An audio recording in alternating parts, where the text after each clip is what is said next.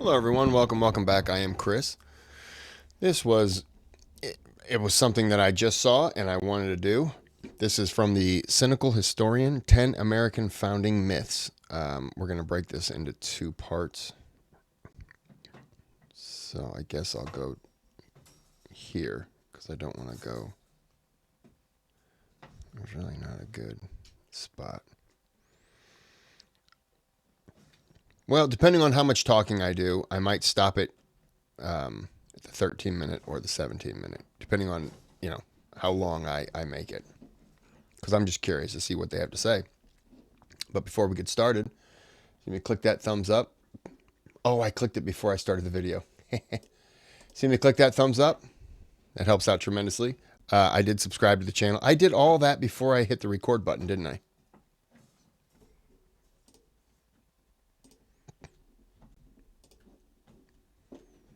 See me subscribe to the channel just like I just did without any, we all just saw it. So it happened. And then you can donate to the channel through the thanks button. I have one, looks just like that. You can donate. If you do and you request a video, you're sponsoring that video. Apologize. I will be muting the microphone while the puppy, right now he's attacking his bone. He's just chewing on it and slamming it up against the kennel. He has found out that if he puts it in his mouth and he shakes it and then he lets it go, it flies across the room. Sometimes it hits me. It's very unpleasant. Bones hurt. Those rawhide bones. So we're going to go ahead and get started onto the video right now. Hey, Cypher here. Perhaps the most mythologized event in US history is our founding. Myths lend identity, so of course the beginning of that story holds the greatest amount of misconceptions. The founding of this republic is not only ripe for misinformation, but outright disinformation, as everyone wants to see themselves in the founders, especially at the cost of their political enemies. But it's time to dispel 10 of the most common myths. These misconceptions. Founders wanted Judeo-Christian values. The U.S. system is wholly original. No. Our government revolution began in 1776. Slavery drove the revolution. The revolution? No. Independence birthed the modern nation? No. It was a conservative revolution. The Constitution is flawed? Yeah. Oh, okay. It is flawed. I read flawed. It's flawless. Founders were like-minded men. No. Of people. No. Patriots rebelled primarily because of taxes. I think that was more the final straw. Liberty means small government. No. Wow, these are misconceptions? All right. Here is the list, in no particular order, of myths and misconceptions that I'm about to bust, along with some ancillary debunkings, not on the list, along the way. Please note that these are the myths I will be busting. For some commenters always seem to believe that these are the statements that I'm trying to propagate. Quite the opposite. And like always, I included a bibliography below for those who would like to dig deeper or check my sources. Footnotes are of course in the video itself.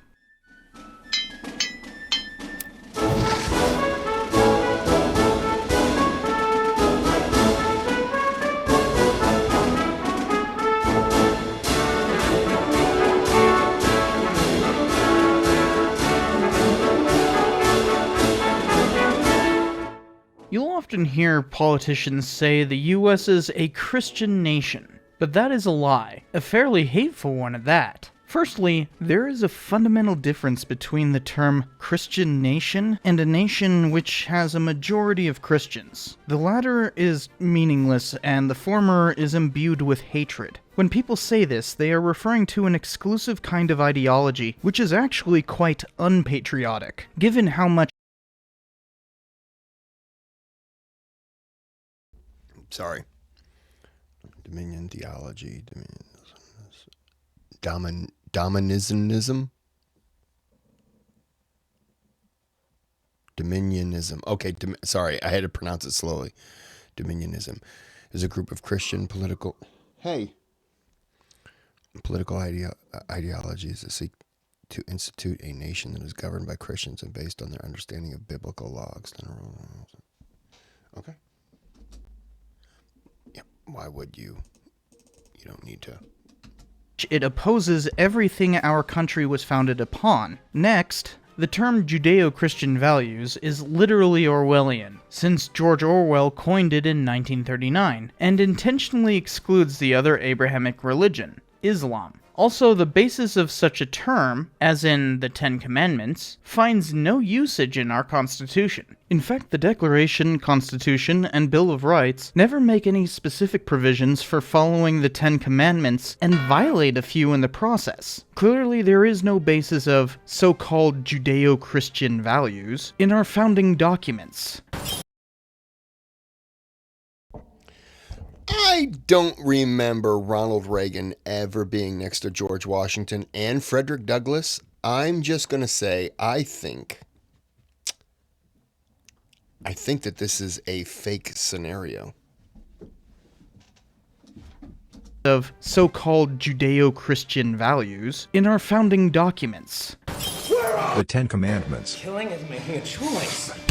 Where are they? The same could be said for we the people who comprise it. Not only are there plenty of non-Christians here today, but there always has been, including among the founders themselves. Ben Franklin, Ethan Allen, and Thomas Jefferson were all prominent deists. They did not believe in the divinity of Jesus. Jefferson even said basing our country on Christianity would be to lay the yoke of their own opinions on the necks of others. Some will erroneously quote John Adams saying, "Our Constitution was made only for a moral and religious people. It is wholly inadequate to our government of any other," as though that means we're a Christian nation? That's purposefully misreading it and ignoring who he was. That letter is about immorality and makes no mention of Christ whatsoever. He was a Unitarian, whom most Christian nationalists hate. He was also quite secular. Thomas, for God's sake, listen to him. Pushing through the First Amendment, which says, "Congress shall make no law respecting an establishment of religion." The treaty his minister got Congress to ratify in 1797 clearly states, "The government of the USA is not, in any sense, founded on the Christian religion." The common usage of Christian nationalism in the US, which is similar to dominionism abroad, is to evangelize others and deny anyone outside that fold, especially people who are not white Anglo-Saxon Protestants or WASPs. It is a form of white supremacy masquerading as a historical interpretation. We were founded on Enlightenment principles, as in the intellectual movement that often advanced by specifically denying dominionism as medieval and barbarous. The philosophical heart of our revolution, and the person who truly convinced the delegates of the Continental Congress to declare independence through his pamphleteering, was Thomas Paine. And he was such an outspoken advocate of deism and a critic of Christianity that he eventually ostracized himself. Recognizing the founding generation's secularism, evangelicals began another great awakening in the early 19th century to bring back the religion lost by such modern values. And every Christian nationalist movement since has followed the same reactionary path. From McCarthyism modifying everything to include mentions of God in order to somehow defeat the atheist Soviet Union, which hilariously enough, the pledge itself was created by a Christian socialist named Francis Bellamy in 1892. So the 1954 edition of Under God, to his pledge, unwittingly reinforced its socialist intentions. Yeah, the Pledge of Allegiance is socialist. Nowadays, there are current evangelicals pushing it as a way to beat the liberals. Such nationalism has always been about hatred, which is rather un-Christian if you ask me.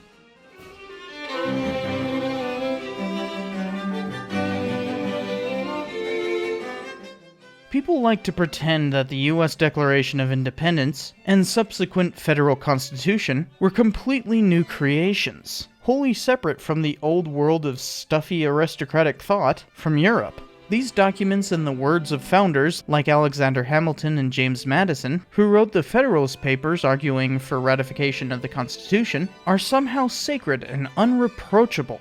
A growing number of American jurists today, called originalists, believe the founders are the final authority on their political theories, regardless of context or implications. But every great figure stands on the shoulders of giants. No man is an island, devoid of influence. That especially goes for the founders themselves. They were particularly beholden to liberal philosophers. Social contract theory, initially began by Thomas Hobbes, was the basis of the Declaration of Independence, and John Locke is partially quoted in it. Many founders were part of what they called the Republic of Letters, where intellectuals wrote to one another arguing the merits of various political, metaphysical, ethical, and epistemological topics. Through the Republic of Letters and publishing books, a Frenchman named Montesquieu gave the structure by which our Constitution was formed. They built this upon a common law understanding of the rights of Englishmen, articulated by numerous jurists from a century prior. We can go on for ages about the various influences on the founding generation,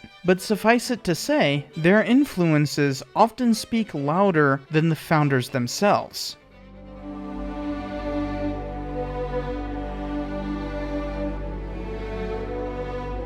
A common mistake people make is to think that the revolution began in 1776, when we declared independence from Britain. But in fact, even the day we celebrate is somewhat inaccurate, let alone the broader misconception. The Continental Congress passed the Declaration of Independence on July 2nd. The 4th is merely its publication. They didn't complete signing it until early August 1776. Beyond that, the war had started an entire year prior. It took time before the 13 colonies were willing to take such a tremendous step as declaring independence. After all, like every rebellion before, if they lost the war, they'd be hanged. Declaring independence was a brave step, but still a step.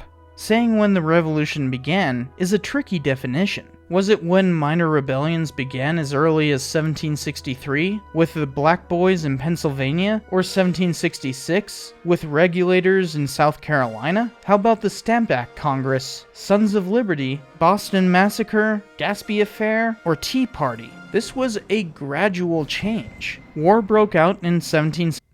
I always think the Boston Massacre is kind of the...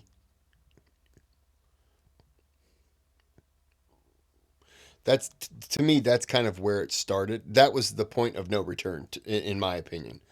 Lexington and Concord, that first shot, the shot heard around the world, I think is probably the part when it was going to be fighting. There wasn't. We were done with the talking, and I mean we, as in both sides, were just done with talking, and now it came to rebellion or crushing the rebellion, but it had to be fighting. Those have always been, in my mind, where it started, but the startup happened, I would say, way before then. That was that.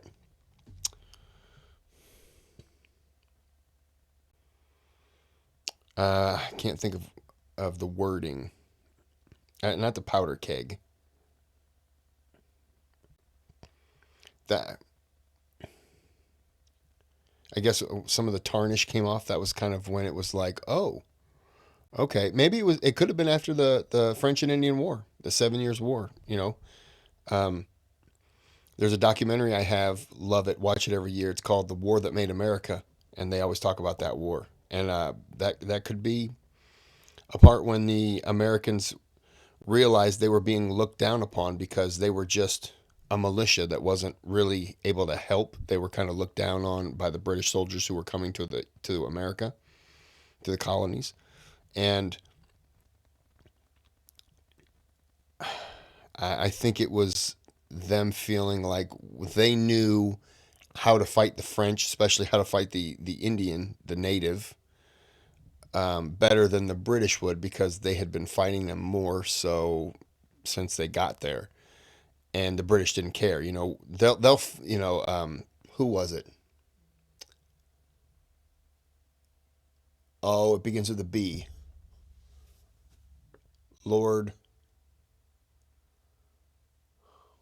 Oh, come on, Kris. I'm sorry, not Lord. General Braddock. General Braddock, Washington went to him and was trying to talk to him, and he was like, "Yeah, I'll have you on my staff. You come out with me." And Washington was trying to tell him, "Look, they're going to hide behind trees. They're not going to stand in a line like we do." And he was just convinced when they see our line, they see the might of our line, they'll run. They're not going to fight. And Washington was like, "Eh." When they've got a tree in front of them, sheltering them from musket fire, they're not going to care about your line because they're going to shoot, hide behind there while everyone takes aim. You all fire while they're reloading, and then they're going to peek around the corner and fire again and hide. And so, yeah. Sorry, a little rant there. 75, and independence was declared a year later. But even then, the US government didn't form. First there was the Continental Congress, then in 1781 was the Confederate Constitution. The war mostly ended that year, but would take until 1783 for it to end worldwide. This became a world war with French intervention. One could easily view this war as merely another in the millennium-long French and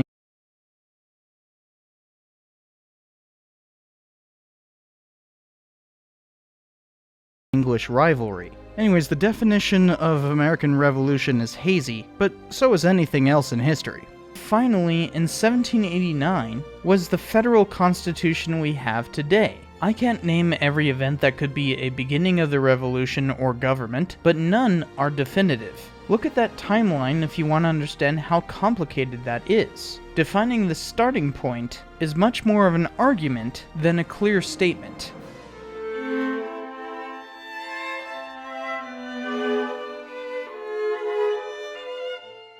Notice that none of the key events on that list were driven by the existence of slavery in the 13 colonies. A recent dogma has been to attribute every event in American history to some kind of racial issue, most often to the exclusion of other racial groups, and that is nowhere more apparent than with this myth. We'll even hear pundits claim that slavery is our original sin, somehow forgetting the indigenous population that was here first. The revolution had many reasons, which we will get into, but none of them were the preservation of slavery. Now, many slave owners had annoyances with the British over slavery, such as the Somerset case, which said there was no law legalizing slavery in England, Scotland, or Wales, but the colonies did have specific laws for slavery passed through Parliament. Lord Dunmore, the Virginia governor, did proclaim that slaves of rebels could join the British loyalists to earn their own freedom, which certainly enhanced slave owners' willingness to declare independence. But the war was already happening by that point. It was simply a ploy to gain more loyalist troops, and the Continental Army orchestrated a similar, though far less successful, campaign.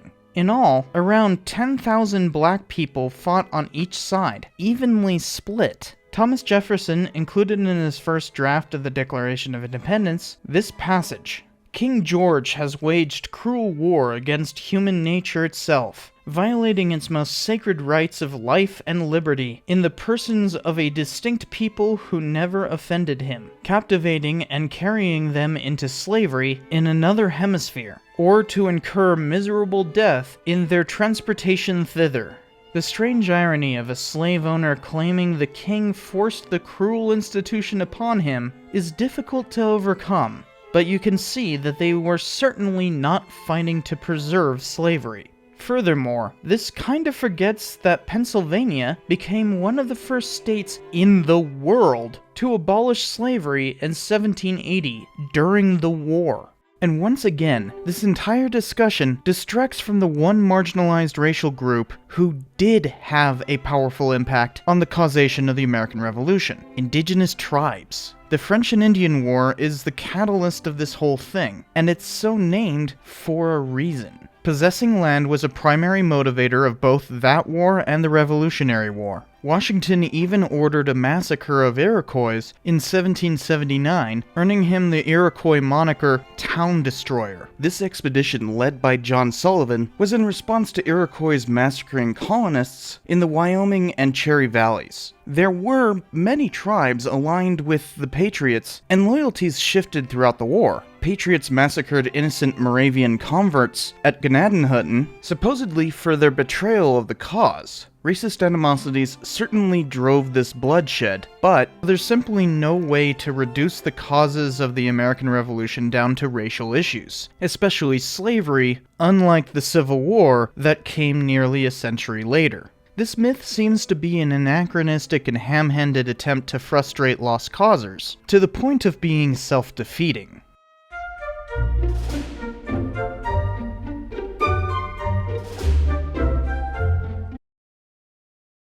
Yeah, I'm gonna go ahead and stop it there.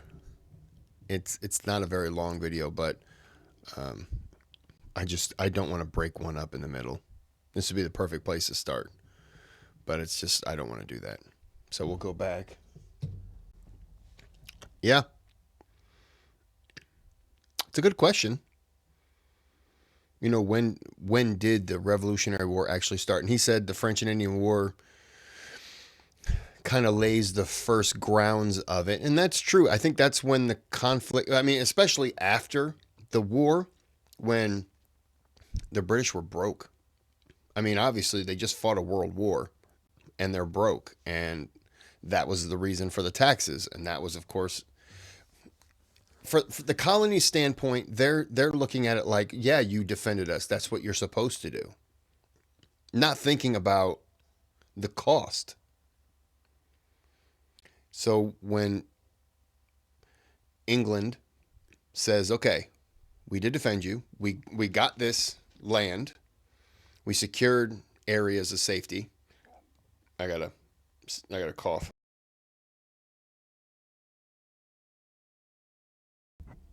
Sorry. You know, we secured some areas of safety, which I'm sure they didn't really look at it that way. They just looked at it like more land. We kind of need something for that. And the colonists were like, you want a high five? Great job. So I understand where that came from. And I also understand the tax on everything. And then I think when they refused and it became you can only buy from British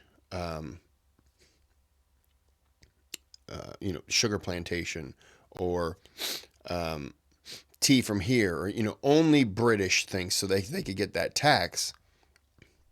That was kind of when things really got to a head. And I also understand there is the no taxation without representation. The Americans are saying, the colonies are saying, if you want a tax system, we want somebody in Parliament. And I completely understand Parliament saying, no, you're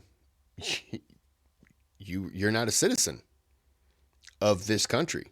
You're a citizen of, a satellite, a colony, a satellite country, whatever the colony is more accurate. But so you don't really get a say.